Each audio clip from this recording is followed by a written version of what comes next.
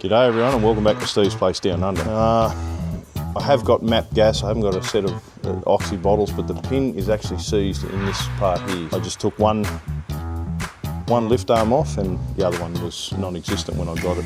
I'm just going to put like a 5/8 UNF bolt through there with a nylock. Alright, cut a few of these open.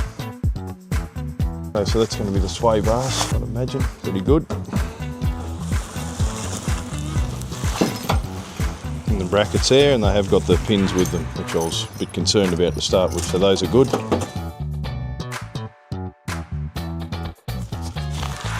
Pretty decent quality. And great, same either end. Okay, let's put them on.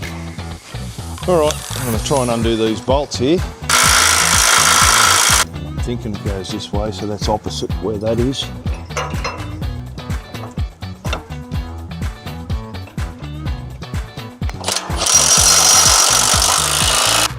Thinking this has got to be directly opposite that, so that when they lift up, come up on the same hinge axis. So I'm going to take a guess and put it on the middle hole there.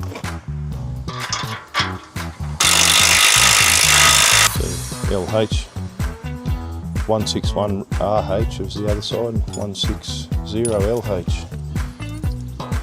What's this one?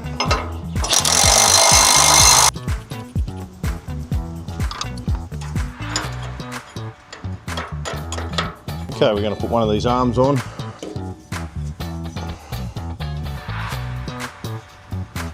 I'm just going to put a 5/8 grade 8 UNF bolt through this. This has got two holes in one end and one in the other. So there are adjustments. All these parts are fitting really well. Certainly a good option if you're looking for parts. Give Friday Parts website a look up. There is links in my description too, for not only for these parts but for their website also.